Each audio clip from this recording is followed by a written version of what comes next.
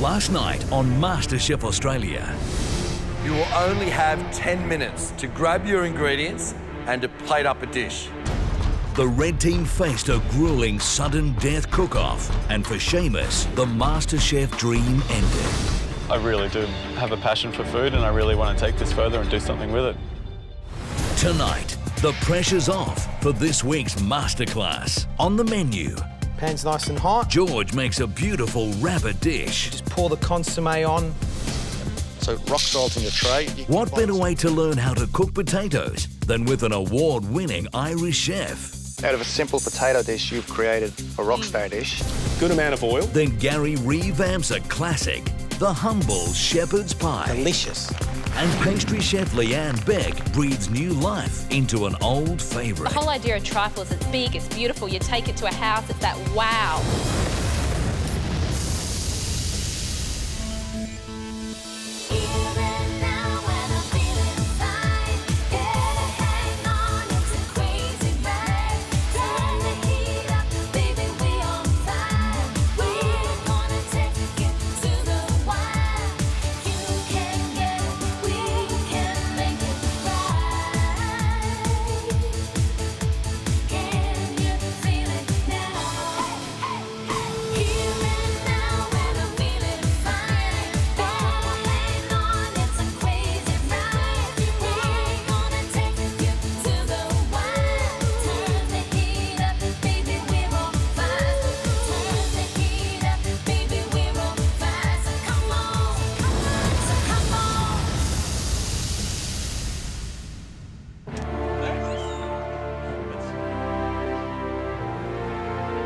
It's my favourite time of the week. It's masterclass time, and I'm really looking forward to what George and Gary are going to teach us today. Great thing about masterclass is you get to pick up little tips from George and Gary and maybe another professional chefs. So it gives you a little bit of edge next time you have to cook. Hello everyone, and welcome back to the MasterChef Kitchen, and welcome to this week's masterclass. This is the day you don't have to do anything, no pressure. Just relax. Does it feel good? Yeah. Yes. Yeah, not under the pump, not expected to come up with new dishes. You get to just write notes in that little book of yours. Right, now on to this week's private masterclass. We're going to send two of you out to the beautiful countryside to spend a day with an amazing chef. He joined us this week for the Immunity Challenge. He's the Irishman, Chef Colin Fusnich from Four in Hand. And the lucky two contestants that will be going out to the countryside are Danny for producing the dish of the day at the Mean Fiddler Challenge. It's what you want to eat at a pub. One me. And of course, Michael, you produced one of the best dishes in the Rapid Fire Elimination Challenge. Ooh, look at that. Perfect dish, Michael. Well done.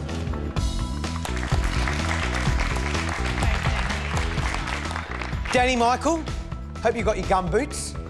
Off you go. See you guys. See you later, guys. Thanks, Chef. Have fun. I watched Colin cook during the Immunity Challenge and he was so impressive. It's just so exciting that he's actually going to be teaching Michael and I today.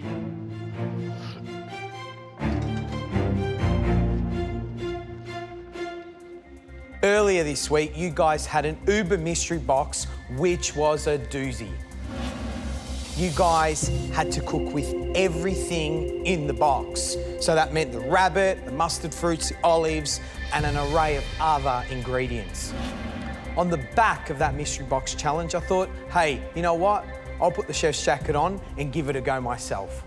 So the dish I'm making today is Canada rabbit with garlic custard and rabbit consommé.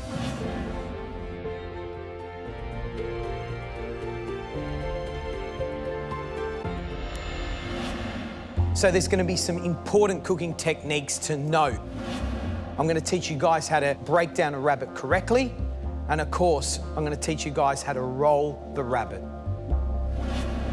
There was a lot of you that struggled breaking down the rabbit. Ali, I'm not picking you out because you did a really bad job, but I think it'll be great. Come and stand next to me and watch me break this rabbit down. I think the first thing we need to do is understand how this beast works. It's got two back legs, two front legs. The front legs are a lot more leaner and a lot more tougher. But in saying that, they've got lots of flavour in them, so we will use them in the dish. The first thing to do is to remove the kidneys, and we're just going to slowly tease them off, really, really gently. Remove them from their pouch, pull them off, and then just pinch them, and you're going to remove this membrane, okay? That's got to come off, because when you go to fry them, they'll explode out of that membrane. Do you want to do one, Ali? Yeah, sure. Give it a little pinch. Yeah. That's it. See, it's come out? Yeah, it comes out easy. And just pull that off. Okay, fantastic. We've also got some livers in there, which are absolutely delicious. And we just tease them out, and there you have it. With our livers, I just like to pull them apart. So with a knife, and we're just gonna saute these really quickly right at the last minute, okay? Okay, the next step is to remove the back legs. So I basically turn it laying down, and we just, you'll hear it. And then we're just gonna tease that gently, all right, with our knife. So slowly just tease the back leg off, all right? And then I'll take the other leg off, and then I'll give that to Gary, and Gary will remove all the meat to make a quick rabbit stock. Now, the next step is to remove the back straps and the fillets. So I feel for the last rib, and I can feel that there. Put your finger in there, give it a touch. Yeah? Yeah. Feel the last rib. I hold that last rib. I grab my boning knife. It goes in and it goes up. Okay? Turn it around again. Goes in and it goes up. And then again, lift it up, crack. Okay? And then I insert my knife in. And there you have it. The next step is to remove the fillets. So on one side of it's the saddles, on one side of it's the fillets. And we just simply run our knife down to the bone, and you can feel the bone. No, I'm not pushing on the knife. I'm just letting the weight of the knife do all the work. And then we just slowly tease that off. So there you have it, our little eye fillet. Ali, over to you. Just tease it gently. Fantastic, Ali. There you go, little rabbit eye fillet. The next step is to remove the back straps. So we turn it over. Really important, I tease that open, and then slowly just blade the knife down the bone. And there you have it, there's the back strap. Now we're gonna actually prepare this so it's a Frenched rack of rabbit. So a good scrape, and that will help you remove the meat off the bone. And then I get them out, first go, just pop them out. Right, I'm gonna let you do the other side of the rack, Ali. All right. So you just need to pop the top of the ribs out. If you're finding it really hard to hold on, grab a cloth and use your cloth to get some grip on it. A clean cloth, of course. Well done, Ali. Doing a good job, huh? Well done. Yeah. Cloth helps because it's really slippery. Does, doesn't it? Yeah. Right. Now, look, where you are there is just literally just hold it and remove it off with your knife. Great. Hey. Unreal. Well done. So at that point, we've got this little rabbit rack that's all been Frenched. To split that in half, we grab some scissors and just remove them. There you go. You've got 2 racks of rabbit. Ali, top job. High five. Thanks, well Gary. done. Right, guys, so we've broken down the rabbit. The next step is to use all the bones and the trimmings to make a quick rabbit stock. So, pan, a little bit of oil, some of these bones that we've just chopped up quite small, a little bit of salt. We had some leek in the box, correct? So about a half a leek. 1 clove of garlic that I've thinly sliced. Some white peppercorns.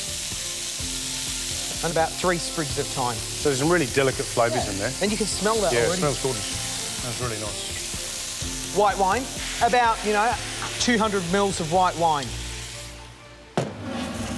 So we've reduced down the white wine. Now it's time to add some water. And I'm just adding enough water, not to totally cover these rabbit bone, but just so you can still see the tops of them, and that's just going to help us get lots of flavour into that amount of liquid. Put that on a low heat and let that come to the boil and get some nice flavour. You had Swedes and carrots in your box, and one thing you could do with them is turn them. You have done them in the past, but we're going to show you how to perfect them. The idea is that you're basically putting sides around the vegetable, so it ends up looking like a little football. What you've got to do is you go in at the tip and you turn it around. And you just go from the tip all the way around. And you can shave off like the tiniest amount and just keep turning it around until you get a beautiful little vegetable. And then obviously the same thing for the Swedes.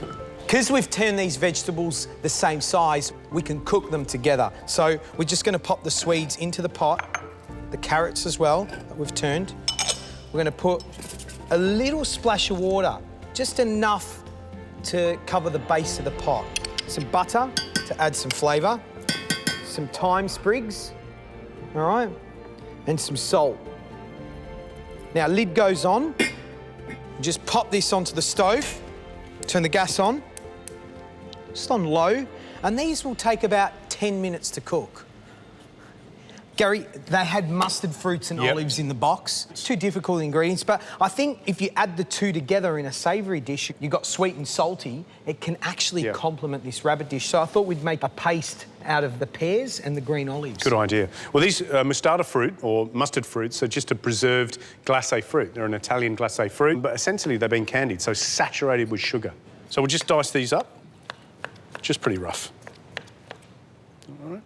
A lot of you had difficulty trying to incorporate this into your dish. Next bit, green olives. Some pips are easy to get out of olives, others aren't. These green ones are quite difficult. Olive flesh into the blender. Let's pop the lid on, and we'll just give that a bit of a blend until we get a nice paste. That's good. Might even have a little taste of that. Wow, that whole sweet and salty thing is absolutely brilliant.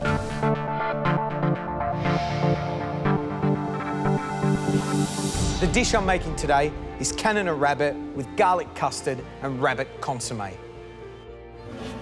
There's lots happening. The vegetables are turned and cooking in the pot. The consommé's on. We're clarifying that. We've broken down our rabbit. The next step is to roll the loin up into a roulade. Now, what I've got here is some foil. Now, I've just laid that down, and I've got a little bit of butter, and I'm just greasing the foil so the actual rabbit doesn't stick. Now, I've got some of the pancetta, which again was in your box, and we lay the pancetta down with care. So it's thinking about, number one, making sure that it encloses the rabbit evenly and equally, but number two, also presentation. Now, next step is we're going to brush a thin film of this mustard and olive puree on the pancetta. And we're only going to do that 3/4 up the pancetta, enough for it to coat the rabbit. Okay, so we've got our rabbit back straps. We lay one down. Ali's one down, okay? And then our fillets. Now, rather than putting the fillets on the outside, I like to put them in the inside because they're small and they need to be protected. Next step is to roll the loin up. Okay, so gently. Looks beautiful, doesn't it? Yeah. Looks really good. And then we're just going to roll this up nice and tight in the foil so we get a lovely shape. And then, like a bonbon, nice and tight. The reason why you've got to wrap this nice and tight is so when you cook it, it sets that shape. So we've rolled up the rabbit into a roulade. We're going to pop it into an oven, 180 degrees for about 10 minutes. Now, our rabbit's been in the oven. We're going to allow it to rest for approximately half the time that it's been cooking for, so about 5 minutes. I've checked on the rabbit stock. We've clarified it, which basically makes it crystal clear. Now it's time to bring this dish together. Our rabbit's resting, our consommé's made, our vegetables are cooked, and we've also made a garlic custard. I've basically flavoured milk with garlic and leeks. In essence, it's a flavoured milk set with eggs. So it's time now just to fry off our kidneys, livers and rack, and we're ready to plate up. So Pan hot, a little bit of oil, and we just season the rabbit with a bit of pepper and salt. Pan's nice and hot. Just gonna sear that really gently. Our livers are going in, and then our kidneys. Now, be really careful when you're cooking livers and kidneys. They tend to spit back at you. And of course, they don't take long to cook. The next step is a little bit of butter and some thyme. And that's just gonna add lovely flavour. So I'm just unwrapping this loin. And you can see how important it is to roll it nice and tightly in that foil so that it keeps that beautiful shape. And we're just gonna roll it in that fat, not too much, just so it gets a nice bit of flavour. All right, now it's time to carve our rabbit and present. This is the best bit, I think, isn't it? You know why? You get a little chef treat. And it's up to you how you want to cut it and present it. Another chef's treat. Another chef's treat. Craig, come here. Shh, don't tell anyone.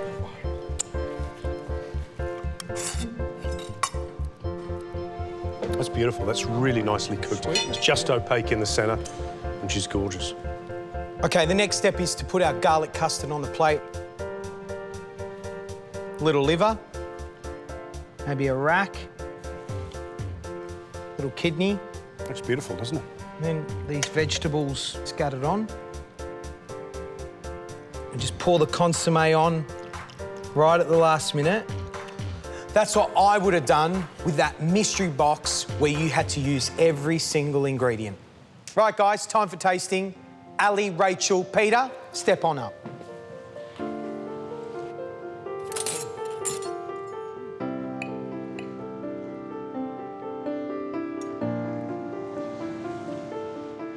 Just beautiful. The rabbit is cooked perfectly. It's so beautiful. It's quite delicate. I thought it would be much more gamey. But it's still very meaty. I think sometimes flavour. people eat rabbit thinking it's going to be gamey, but it's not gamey. It isn't. It's a great way to use the olives and the mustard fruits. I really like the balance of all the flavours in the dish. I love the texture of the custard, and it works really well with the vegetables. Can we try the rack too? Yeah, Peter, take a bone to chew on. Okay. I'll just take the whole Take the Can I whole take the whole lot, thing mate. with It's me? all yours. the whole Share it lot. around. Yeah. Okay. Glad you enjoyed it. Thank you. Right, guys, my 3 top tips for my rabbit dish is number 1, when you're breaking down something like a rabbit, understand the anatomy. Slowly feel your way through breaking all of the cuts down.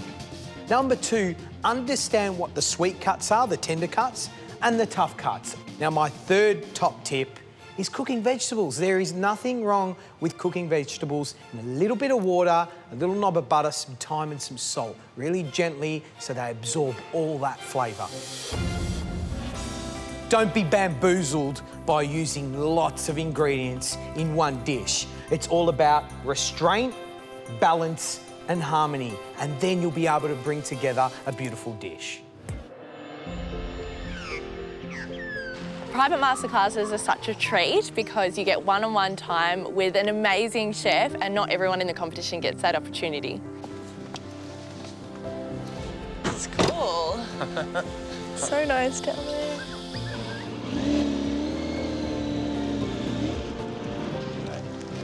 Hi. Good to see you again. I'm Colin Fastenich, head chef of the 4-in-hand dining room. My food's not just about cooking, it's about using seasonal, fresh produce. We grow a lot of our own herbs and vegetables. It's economical, it's fresher, and it's good for our chefs to see where the produce comes from. Welcome here to Swallow Rock Organic Farm in this beautiful Hawkesbury region. This place has got a long, long history. The first Europeans, this was the first food bowl for the first settlers here in Australia. Wow. Today we're getting back to basics. We're going to use the largest non-grain food crop in the world. Learning about potatoes from an Irishman may sort of give me a little bit of advantage in the competition.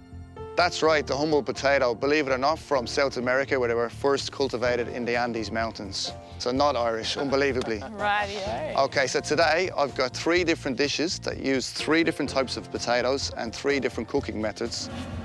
We'll be cooking a rich, creamy Irish colcannon, a classic French boulanger, And finishing off with an all-time favourite, nice crisp rusty.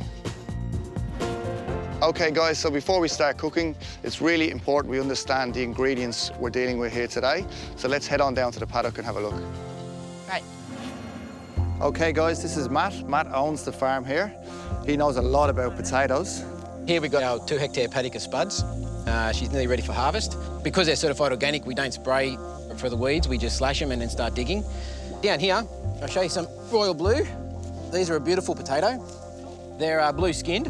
They're a golden, creamy, waxy flesh inside. Really good roast potato, really creamy mash. There's more vitamin C in a potato than in an orange. Really? Yeah, so you can always go snack on a potato instead of your orange. So is the vitamins just under the skin? Is it like it's good to eat the skin as well? As Absolutely. All your nutrients, or the good part of the potato, is just under the skin. Yeah. So these spuds here, these are Otway Red. Oh, wow. Now, these are a beautiful red skin potato. They're a starchy potato inside, as opposed to our waxy potatoes. So they'd be great for a rusty. Yeah, good. They're a good all-purpose potato. When they're very small, they're a beautiful potato just to boil whole and serve whole, I reckon. Wow, I've never seen a red potato like this colour. It's amazing.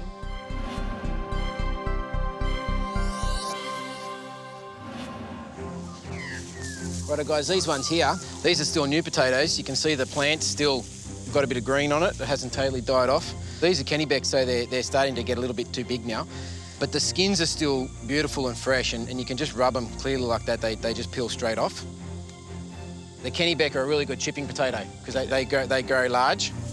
You can see how they can make a nice chip. They're a long, fat potato. They're a starchy potato, not a waxy potato, but beautiful chips, beautiful bake.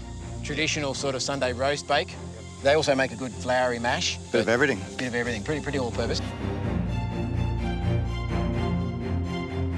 What's the best way to store potatoes? Mate, you want to keep potatoes out of the sun. See this green spot on this Kennybeck here? It's just seen a little bit too much sun. Yep. It started to go green. The green part of a potato is poisonous, so you don't ever want to eat a potato that's green. Don't try and peel it off. The best thing to do with a green potato is put it in your veggie garden. And in 3 months' time, you can eat its offspring. You're right. Okay, guys, we got some great information about our ingredients from Matt, so let's go cook. Yeah, thank you.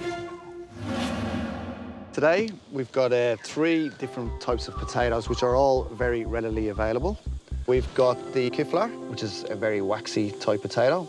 We've got the Sebago, which is a little bit sweeter.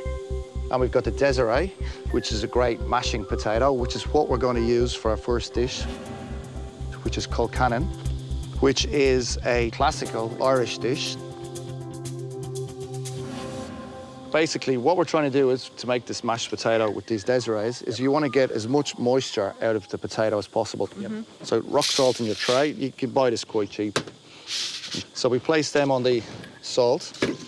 And another good tip is, if you spike your potatoes, it's going to release the steam, so it's going to dry out your potato, so it's a little bit more fluffy. Okay, so these potatoes we're going to put in the oven as high as it'll go, 240, 250, because you want the potato to steam inside. All right, so our potatoes have been in for just over an hour. We'll just check. No resistance there. Your potatoes come out of the oven. You want to work with them hot, because as it cools, the starch sort of locks together. And that's where you get that wallpapery paste, gluey sort of mash. So we're going to do 2 methods of mash. We've got the old school, my mum masher, and you've got the ricer. So grab 3 potatoes each. So what you're going to do is cut it in half, and you're just going to get your potatoes, scoop it out as fast as you can, yeah? And try and get as much out as well, because you don't want to waste any. What you need to do now is, you need to mash this, but you need to do it quick because it's starting to get cold. This is what the ricer gives you. When you compound it together, it's really smooth, whereas his is a little bit more chunky. For at home, that's fine. This was just to show you 2 different types, so we can mix it together because we're not here to waste anything. We're going to get our potato hot. So what I'm going to get you to do is spoon in the butter. Spoon in as much as it will take. You'll see it start to split, and what you do is you keep moving it around. So keep going, keep going. Like, it looks a lot of butter, but you're not going to eat the whole pan to yourself. This will do a lot of people. That was approximately 200 grams of butter. See the way it's split, it's shiny, the butter's starting to ooze out a little bit. What you're going to do is just add about 400 mils of milk, which is warm. Now you can work that. So what you want to do is just incorporate it. See the way it's getting creamier? Yeah. So Danny, if you want to grab this salt and pepper, just give it a little bit of salt.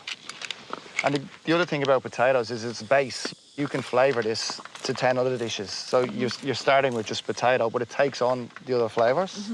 Right, so that's our mash made.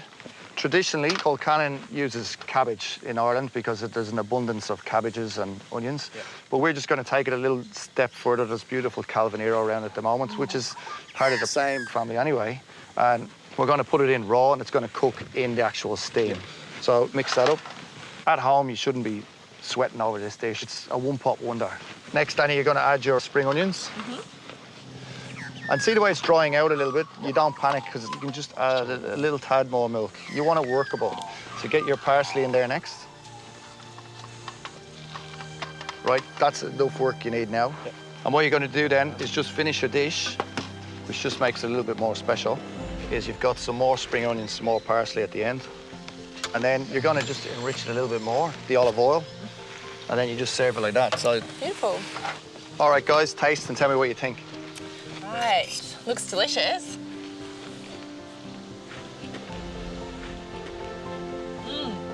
Wow. Yeah? The potato's beautiful, it's so rich. The fresh herbs and spring onion on top really like sort of, you don't notice how rich and creamy it is. I could eat the whole thing. Yeah, it sort of breaks it up and a little explosion. The crunchiness of the onion, the creaminess, it's such a beautiful textural dish. So like out of a simple potato dish, you've created a rock star dish. Yeah, you know what great. I mean? You don't have to be complicated. Just understand flavours and the ingredients you're working with, and then you can come up with a great dish. That's fantastic. It's gorgeous. So hopefully you'll use it in your further competition. I'll get a chance, yeah.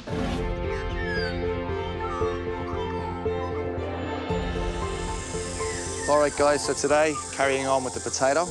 Our next potato is a kifler potato, which is a little bit more waxy. Not ideal for making mashed potatoes, so we're going to use a different technique, which is we're going to bake it in the oven in some stock. It's a classical dish you learn when you're a young chef. It's called a boulangère. The whole idea about this dish is we want the potato uniform slices, so we're going to use this great machine called a mandolin. Have you ever used a mandolin before? I have, yeah. All right, jump to it. Michael. What you got to do is be careful, especially anyone who hasn't used the mandolin, because these will take the tops off your finger. Yeah. There you go. So you go with that. So you want enough potato to fill this pot.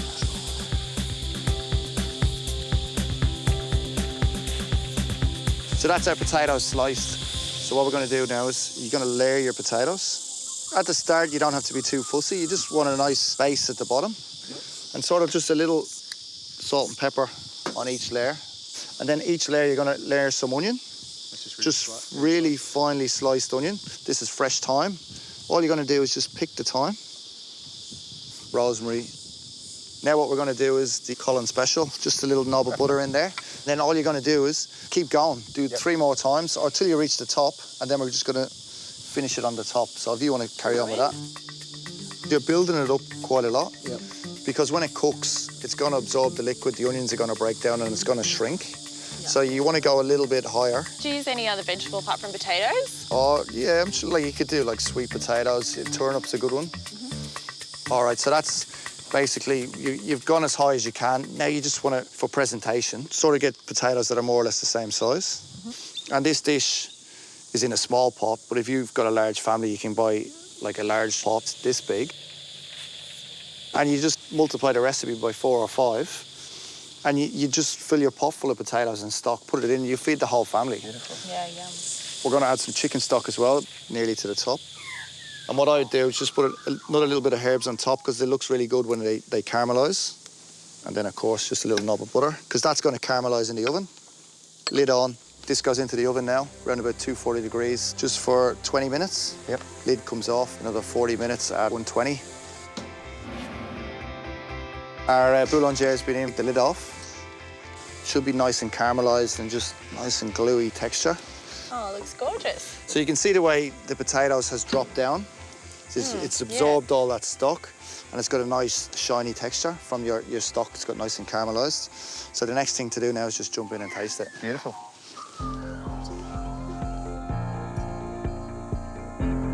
It's brilliant. You've got crunchy, soft textures again. You get the herbs and the sticky stock that's cooked down makes it You want fantastic. it nice and sticky, yeah. It is very indulgent.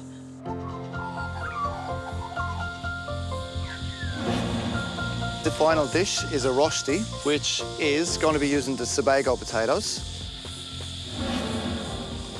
These have been steaming now for about 25 minutes. We're just going to check if they're cooked. So you can see they're starting to break up a little bit, getting a little bit soft on the outside. So what you're going to do is you just want your fork just to be able to go in. Yep. So you just feel the texture there. So it's not fully cooked, but it's not raw. The next stage is our potato. It's still warm, it's still hot. It's par cooked, and now we're just going to grate it. So on the large side of the grater, so it's a uniform strip. So as you can see, see the way it's Nice and sort of gooey. and see the way it's sticky. Yeah. That's because you've par cooked it. You're just drawing out the starch, but that's what you're looking for. Actually, why am I doing this? You do it.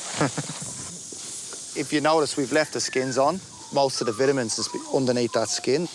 So that's our end product. And like every other potato dish we've done today, you're working with it while it's still warm. Yep. So now what we're going to do is we're going to mix our ingredients together.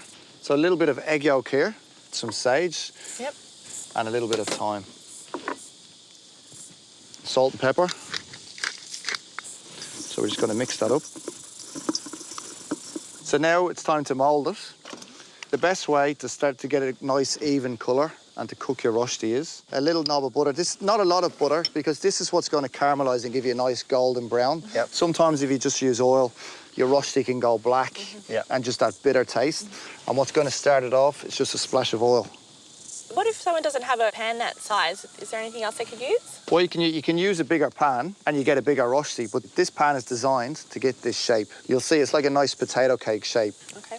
Now the next thing to do is just mould it while it's still warm. So you want the butter in the middle. What you want to do now is really compress that in. So you're locking all that starch together.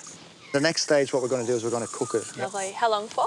I go a low heat for about 5 minutes. Turn it over, give it another 5 minutes. Yep. Lovely. Okay, so this has been cooking for 5 minutes. It should be nice and just golden brown underneath. So what we're going to do is just move it around the pan. Get that nice round. See the way it's coming off the side of the pan? Yeah. That's what's shaping your potato. We're just going to demold it so that you've got that nice colour. Nice. So that's your caramelised from your butter. Yep. So what you're going to do is just add a splash more in. Finish the other side. You just press it back down. So what you can do is just get it back on your nice low heat, 5 minutes, finished. So it's been 5 minutes each side, just gentle cooking, nice caramelised colour. So it should be crisp on the outside, soft in the middle. Guys, tuck in, tell me what you think.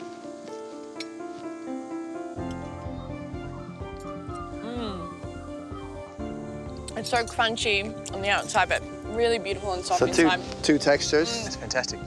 Really flavoursome. Best rosti I've ever tasted. Glad you enjoy. Yeah, thank you very much. Thank you. So top 3 tips we've learned today with our potatoes. Number 1, having everything ready, not running around, so just get it together nice and quick. Number 2, working with our potato while it was hot. And number 3 was picking the right potato for the right dish. So I've had a great day down here on the farm. Hopefully you've learned something about potatoes that you can take further in the competition and hopefully win a challenge on potatoes. Definitely, Yeah. we learned a lot. Yeah, we've learnt so much. It's been so great. So thank you very much for your It was great time. to meet you. Cheers, Colin. Thank you very much. Thanks, Colin. Thank you. See you later. Cheers, mate. Next up, we're going to look back at this week's immunity challenge, where you, Jay, pitched yourself up against Colin Fasnich from 4 in hand to see whether or not you could win that immunity pin. The task was to reproduce that beautiful steak and kidney pie in the allotted time. And Jay, you lost out this time, which was a shame because your pie was good, but you did get a lot of help from Colin. And let's face it, Colin's steak and kidney pie was an absolute winner. And that steak and kidney pie got me thinking about all those classic British and especially winter stews and casseroles. And for me to take something that everybody knows and change it a little, just to put a different touch on it and come up with a new dish. So today, I'm going to be making a shepherd's pie.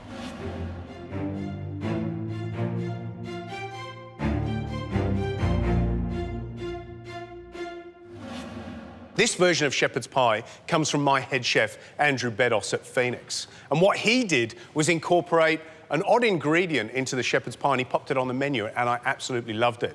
Now, there's a couple of techniques that I think that you guys will benefit from in this dish, and one of it is really the perfect braise.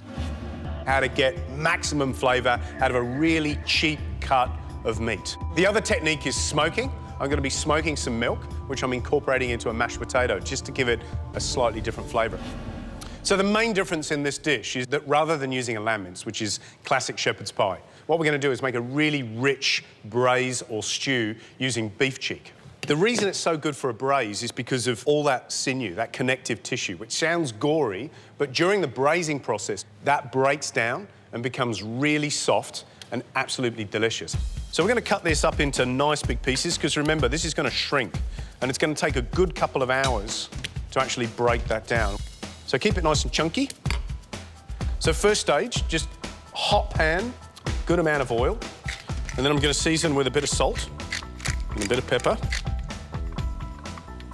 And then piece by piece, gently into the hot fat. Don't throw it, otherwise you get splashes. Matt, you had a question?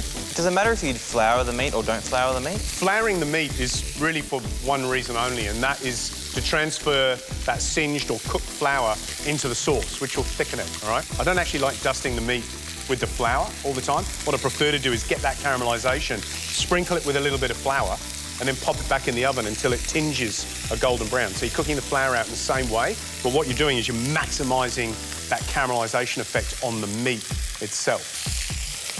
That's the sort of level of caramelisation you want, right? It's really quite heavy, almost crispy. So because I'm removing the beef and the heat of the pan is maintaining itself, I can pop pieces in while I'm taking pieces out. That's not cooked all the way through now. It's just pretty much caramelised on the outside and raw in the middle. All right, George, while I'm continuing to seal this, why don't you get a pot going and caramelise the vegetables, because that's the second phase. OK, so we've got a basic mirepoix of vegetables that's going to complement the beef cheeks. So oil goes in and onions going first, which is 1 onion, 1 whole carrot, peeled and chopped, a stick of celery, some whole garlic cloves, 3 of them, and then again, reinforcing it, as Gary said, with salt and pepper. And then we just pop the thyme and the bay leaves in. Basically, we just want to lightly caramelise these vegetables so they match with the meat, and then we're going to incorporate the two together. Yep. So meat is sealed really well. And George, your vegetables? And then in goes the meat. And that includes all that juice as well that's going to go in. Can't forget all that flavour. So next in, we're going to deglaze with wine, and I'm going to be pretty generous with this. Just keep putting it in so you get a really good reduction of red wine. A good half a bottle. That'll take about 8 to 10 minutes just to reduce down until it becomes quite glossy, a glaze, all right? So we've burned off the alcohol and I suppose sweetened the wine so that it's not as acidic. How many beef cheeks were in there? About 4 beef cheeks. We're cooking for a generous 4. Yeah. A Gary and George kind of 4. OK, sure. Right? Which is what, a family of 6 or 8. Look at this, the wine's reduced and it's already starting to wash off that caramelisation. Now what we do is pour in a good quality veal stock. So there's about half a litre to 750 mils of good stock. I'm just going to go by eye. I'm not going to fill it right to the top. I don't want it smothered, OK? Back to the boil. So now for the little twist on the recipe. This is Andrew Beddos' twist, my head chef's twist on the recipe. What he does is add a little smoky flavour to the shepherd's pie by adding smoked eel. You're looking like, oh my goodness, eel and beef, but smell that. That there's just packed full of flavour. Smoky, it's meaty. The thing about eel is it lends itself really well to meaty flavours. So what I've done is I've got a smoked eel, removed the skin, and I removed the flesh. You can buy it like this. So I've got some nice pieces that I'm going to finish the shepherd's pie with, and I've got some trimmings. And it's the trimmings that I'm going to put into this stew. So lid on, 160 degrees conventional oven. And that'll take about 2.5 hours. Put that to bed, come back to it later. So I think we should put this mash together, George, yeah? Yeah, definitely. And the difference with this mashed potato is going to be a smoky mash. Now, how do we get the smoked flavour into the mashed potato? Well, that's easy. We're going to smoke the milk.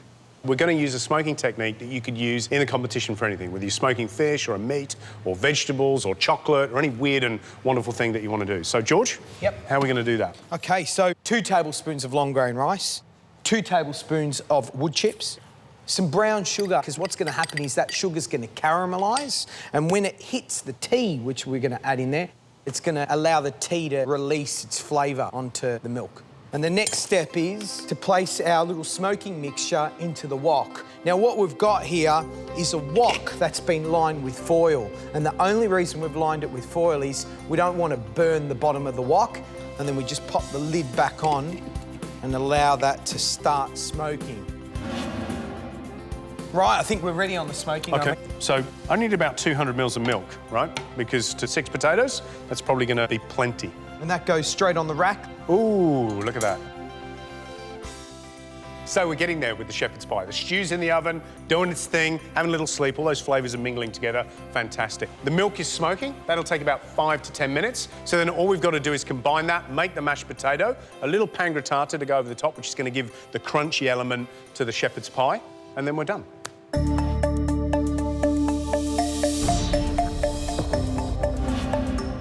So we're making the Phoenix version of shepherd's pie. We've got the smoked milk ready for the mashed potato. We've got the stew cooking away and nearly ready. So I think we should put this mash together, George, yeah? Yeah, definitely. Bit of a smell on that milk. Do you reckon it's nice and strong? It's beautiful. OK, so it's got a little sort of, there's like a little crust on the top there, which is just the milk solids that have come through. So what we've done is we've baked the potatoes on salt. 45 minutes until they're nice and soft, and then we've broken those open and we've sieved them. So we've put it in a pot, low flame, OK, whisk, and then we start adding butter.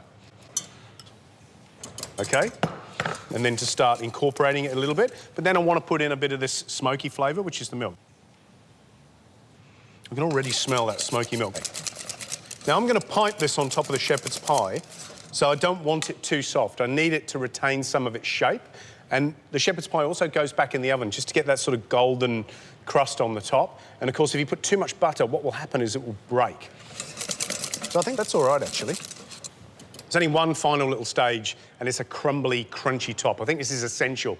When I think about shepherd's pie, it's got to have that crunchy top. So I'm going to accentuate it, and I'm going to put a pan grattata, what they used to call poor man's parmesan. It's just a little crunch using breadcrumbs. And all I'm going to do, into a hot pan, which will go in the oven, is I just tear the bread up into little pieces, OK? And George, if you could just slice a clove of garlic for me, that'd be fantastic.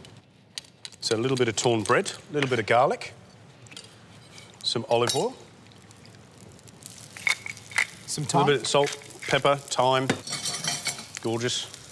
And some lemon zest? Tiny little bit of lemon zest, not too much, just to accentuate the flavour. And then we're going to tear in a bit of that pan cheddar, just so I end up with little crispy pieces of bacon in there. And I think that'll look pretty cool on top of our shepherd's pie. Not the sort of shepherd's pie my mum or granny would recognise, but hey, looks good. So into the oven, about 200 degrees for about 5 minutes. So let's put this thing together. This has been in the oven for 2.5 hours? Yep, it's looking good. Ooh, that looks great. So all you've got to do is just take out, there's a bay leaf or two in there, and also those thyme sprigs that you put in. And then I'm going to throw in some chopped parsley, so quite generous with the parsley. And then what I'm going to do as well is I'm just going to add in some of these nice big chunks of the eel, because I want that part of the shepherd's pie. And that's ready to go into our pie. Yum. So, George, what I might get you to do is to fill that piping bag with that mashed potato. There's going to be one little extra to this dish that I need to introduce now, right? And that's a piece of bone marrow. Now, I've had this degorging or soaking in salted water. One critic described this bone marrow in the centre as a way of navigating around the shepherd's pie. I like that. So you know when you're finished? Yeah, exactly. And then a little spoon into the bone marrow. It's all part of, I suppose, just trying to invigorate this sort of age-old classic. Little pieces of the beef, little pieces of the eel. This is a really earthy dish. So really, George, all you've got to do, just start going around in nice little pipes. I love the look of that. It's absolutely brilliant. I'm going to pop it back in the oven for 10 minutes just to draw the heat through all those ingredients and start drawing the heat through that bone marrow. Then we'll sprinkle the pan grattata on. It's good to eat. Delicious. Shepherd's pie starting to get that little tinge of golden brown, and the pancrettata should be spot on. So let's get them out of the oven and plate up. Oh. And then we just put these little crunchy bits on top, the bacon, the garlic. That's it. The Phoenix version of shepherd's pie. I need a couple of tasting volunteers. Shannon, Matt, Adam. Oh, it's balletic. Amazing.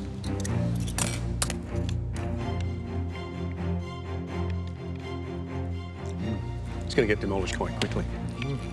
And that smoke flavour, how do you find that, Shannon? It's not overpowering at all when you have everything combined and the big sort of beefy flavours, and you don't taste that sort of fishy thing that you associate with But there's eel. something in there, isn't there? There's a little bit of smokiness in there. You go, what's that? What's that coming from? How's the bone marrow, Matt? Amazing. Nice and salty crunch as well. Yep. So good. And Adam, how do you find that eel? It's really beautiful, mate. That smoky flavour goes all the way through it. The one thing that this dish reminds me of is a Sunday at home watching movies on a rainy day. Yeah, So still a shepherd's pie, Yeah. even though it doesn't have a shepherd in it. It's real food. Good stuff. Thank you, guys. Thank you. So my top tips for this adjusted version of the classic shepherd's pie. First of all, the basis of it is a braise, so the caramelisation of the meat is absolutely crucial.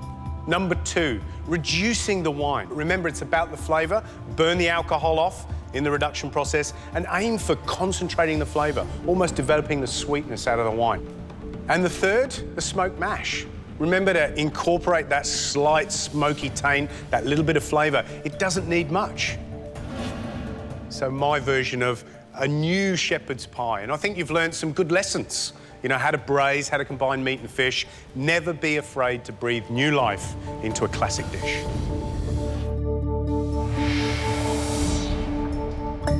Each week on Masterclass, it's important that we spend some time looking at the basics. It's quite often that we see throughout challenges, you guys get stumped on basics. So it's important that you concentrate and write everything down. To help us out this week on Masterclass, we've got a very special guest, a talented pastry chef and an entrepreneur. She's won numerous awards and has Russell Crowe himself banging on the door of her pastry shop for her desserts. Please welcome Leanne Beck from Sweet Infinity. My food philosophy would be keeping it real. Just keep it home style. We just need fresh seasonal produce, real butter, real chocolate, in a cake, slice it up, serve with some cream, and Bob's your uncle. Hey, Leanne, how you Hi, going? George. You good? I'm good, I'm well, I'm very well. I love you. I know, because we're short together. No, because you're shorter than me. What are you going to show us today? All right, so today we're going to make a wow dessert to take to your next dinner party. Something that your grandmother, your mother, your auntie used to make. It's a trifle. Trifle? A wow dessert. A trifle. Love trifle. People get really uptight about desserts. Why is that? I don't know, maybe it's the gelatine leaves, the timing, confidence. It could be a whole range of things, but it's really simple. Lots of technique? 3 basic techniques. Champagne jelly with raspberries, financier, which is an almond flourless dessert, and the stewed fruits with a mascarpone cream at the end. First up, we're going to make the champagne jelly. So can you open the champagne for me? No worries. Cool. This is my trifle bowl, my big, big served trifle bowl. So we're actually going to layer the trifle in this bowl here? Yep, definitely. Great. So talk me through it. We're making a champagne jelly here? Yes, so first we're going to bring up the champagne to a light boil. Don't boil it, don't reduce it, because you still want to hold all its flavour. The more you reduce it, it becomes really sugary. I don't really like sweet, sweet desserts. It should be balanced. Thank you, George.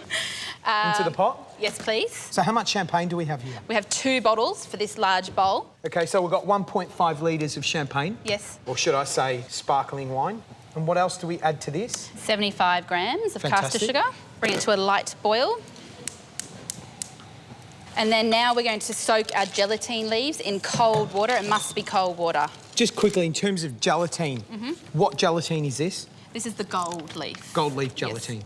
Could you use powdered gelatine? I don't like powdered gelatine. Okay, fair enough. Because I think you can taste it. I still taste the essence of it. So I prefer gelatine sheets. And they're more consistent, so you can't go wrong as long as you don't boil the gelatine. So 16 leaves of gelatine. leaves. How many grams are a sheet of gelatine? 3. So 48 grams of gelatine That's to be right. precise. Yes. Fantastic. And then you just separate them like so. Yep. Add in your cold water just to cover. And basically, what are we doing here? We're softening the gelatine leaves, and you do want to separate it so it all softens at the same consistency. Okay. But you don't want to use hot water. And if it's a really hot day, a really good trick is put some cubes of ice in there so that your water doesn't get too hot. Alana, question? If we're wanting to make a smaller amount of the jelly, can you just divide it, or is it... You can halve this one, yeah.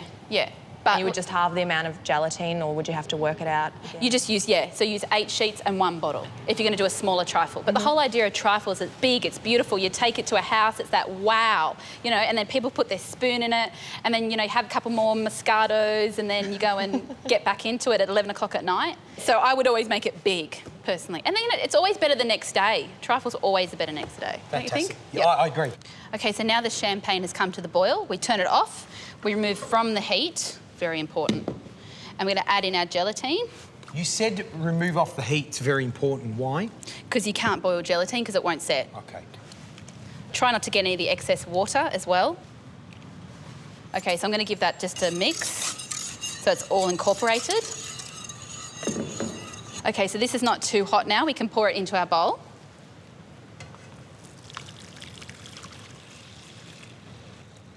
We're going to add our raspberries into the champagne jelly. And if you can't find fresh raspberries, peaches, mulberries, apricots, you could roast some apple, dry it off and put it in if it's a winter one. Mango would be good. Mango. Delicious. I'm going to add all of them in because then it's really packed. Because there's nothing worse when you're serving the trifle and not everyone gets a bit of everything, a bit of raspberry, a bit of jelly, a bit of cream, a bit of sponge. Okay. Now this goes in the fridge for 3 hours to set, or preferably you could do this the day before to set overnight. Great. What's the next step? What every good trifle needs, a light sponge. So we're doing a financier, which is a light almond meal cake, and this one is gluten-free. So we need 10 egg whites. Do you want me to do that? Yes, please. So egg whites, egg yolks? Yes, please. Yep, done. Oh, look. And note how he doesn't use his hands, he uses the eggshells. That's pretty good in my books. Yeah? Yeah. Do you fancy me? Yeah, I do actually right now. Because you don't know how many chefs you have to tell how to crack an egg properly. It's really, really important to me. It's just those little things that get me going, I suppose. Does it turn you on? Yeah, it does. OK. So I'm putting my almond meal and my sugar together in the one bowl. 240 grams of almond meal and 390 grams of caster sugar. And I'm adding 9 grams of salt. Salt brings out the flavour of the nuts. Could you substitute other kinds of nuts for the almond meal, a pistachio meal or... No? Because financier means round almond cake. Also, the amount of natural oils that are in almonds is different from pistachios. So you can't tweak the recipe like that at all. Sure. No. And what's the next step? We're going to beat the egg whites. OK. So we've got 10 egg whites in there. Add our 10 egg whites into the beater. It's really important to have a clean bowl, otherwise your egg whites won't whip up. Keep your egg yolks.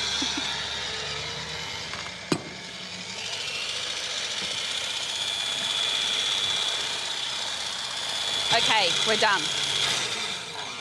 OK, Leanne, we've got stiff egg white peaks. Yes. What do we do next? We're going to pour that into the bowl. We're going to fold our butter in and then our dry ingredients. How much butter's there? 180 grams. 180 grams of melted butter. Yep. We're going to semi-fold it in. And then we're going to add our dry ingredients all at once. Wow. Just dump it in. Dump it in, come on, chef. And you just fold it all in so it's all combined. But it's that fine line just between getting all the egg white combined into your ingredients so it cooks consistently and not beating all the air out of it. OK, so now we're all in. OK. And I'm going to pour it into my tin. Before we pour the mix in, we're just going to lightly spray it so that it doesn't stick, like this, so. And then we're going to pour the mix into the tin. There is a lot of butter in the mix, so you don't need to line it with paper.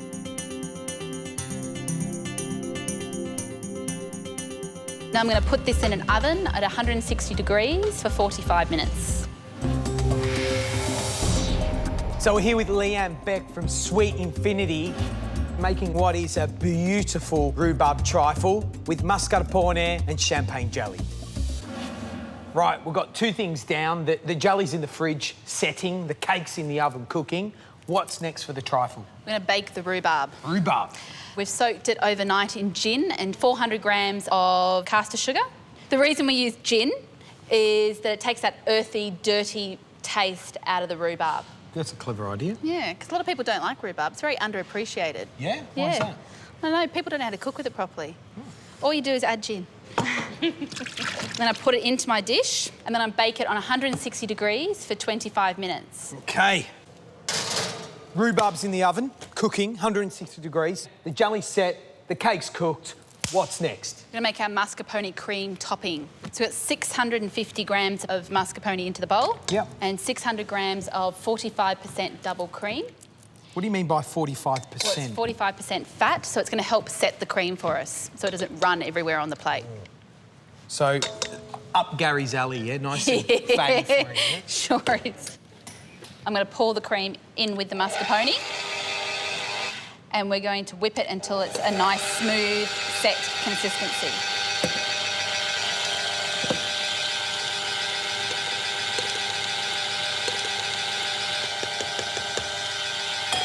Now we're halfway there, so we're going to stop it. We're going to add our icing sugar, and it's 150 grams. And then we're going to start mixing it till it's a smooth consistency. Should we add in our vanilla bean? Yeah. We're not going to add in the pod, just the seeds. Stop that for a minute, George. Thank you. That with some sugar.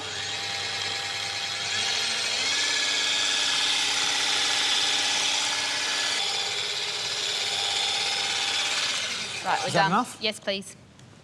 So it's quenellable, so it's going to sit nicely on the top of the trifle. Here, you do that. It's my section, really, isn't it? Actually, I need a man. Jay, come on, mate. Yeah. Yeah, we need a real... This is Jay. He is a man. Is he? Glad to see you call on me. You got it under control, Jay? Yep. Yeah. Oh! There you go. Yeah. No, you give those back. Thanks, Bella. Leanne, this is the exciting bit. So we've got the rhubarb that's been cooked in the oven 160 degrees for 20 minutes, and it's nice and sticky and sort of gluey and yummy. We've got our set jelly that was in the fridge, our champagne jelly, our mascarpone cream. We've got some fresh raspberries and some chocolate to garnish. And the cake that's been baked in the oven. Our financier. OK. So we're going to see how it turned out. Oh, it's quite good. OK, so we're going to layer the trifle, because trifles are all about layers. So we've got champagne jelly with raspberries. Our next layer will be our financier. And I'm actually not going to take the crust off this cake, because that's going to add a nice crunch to the trifle. I'm going to layer it in. Push it to the edge. Right. What goes on next? A beautiful red rhubarb. So I'm going to place the rhubarb. I start at the edge first and go round, and then I fill the middle in. So I get my nice layered lines looking. So it's quite distinct from the outside in terms of the glass, yeah? That's it. Right, now we're going to layer it, put it all in the middle. See how it's not overcooked, so it still keeps its shape? The rhubarb's quite tart. So I think it's going to add this really lovely contrast to that sweet mascarpone, the refreshing jelly, and of course the sponge. OK, done. What are we putting on now? Our mascarpone cream that we've just made. So I'm going to pour it all in. Never have enough cream, can you? Oh, look at that. Spike her up a bit of texture. There we go. So now next, chocolate and raspberry garnish on top to build it right up. OK, so can we do that? Sure. Stack it high, watch it fly. Do you know that one? Hey. Do you know that one? No. Oh, look at that. Don't you just want to dive in there, George? Look at that. OK. Fantastic, Leanne. That is absolutely beautiful. Your interpretation of trifle. Ladies and gentlemen, big round of applause for Leanne. Who wants to taste? I smell trifle. Mr. Pudding. That looks spectacular. Right, Kate. Yes. Billy and Cleo. Right, guys, who wants to taste? I'm in. You've got to go deep and go the financier on the bottom. Just a little bit of cream, George. Oh, Kate. Oh, no, that's terrible. Can you double dip? Yeah. You know cream's bad for you, don't you? So good, though. So, Billy, what do you love about this dessert? I think it's a aired-out version of the trifle. I think it's amazing. Cleo? I actually love all the different textures that you're getting. So you're getting the beautiful smooth jelly and then you're getting the crispiness of the financier. It's just really moreish and you just want to keep on going in and digging in and getting more of it. Kate, you love making desserts. I do. Do you love this one? It would have to be the best trifle I've ever had. My experience of trifle's always been really sickly sweet and custardy, whereas that's just got that perfect balance between the sweet and the acidity and, oh, yeah, I want to keep Just going. keep eating, Well, there you go. Well, anyway, No. that's fine. I'll see you later. I know, that was good. Right, you can go back to your seats, guys. Leanne, tell us what the top tips are for your trifle. Firstly, don't boil the gelatine. It won't set. Secondly, the rhubarb. You want it to hold its shape, so don't overcook it. And thirdly, don't over-whisk your mascarpone and your thickened cream. There's nothing worse than split cream. Leanne, thank you for joining us here at Masterclass, sharing a little bit of your pastry wisdom. We hope to see you back. Thank you so much. Thank you. Little trifle kisses. Yeah, you're pudding. I love a little... Bye, guys. Good luck. See you, Leanne.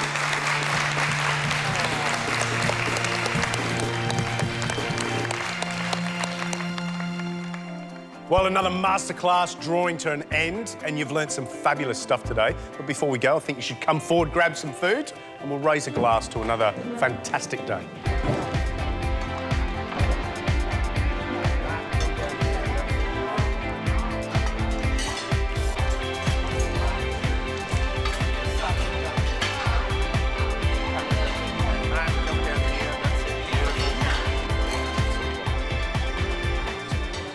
What a massive week it's been for you guys. If you've still got smiles on your faces, that tells us you're serious, because let me tell you, those big days are what this dream that you're chasing is all about. Hospitality, the restaurant business, feeding people and making them happy.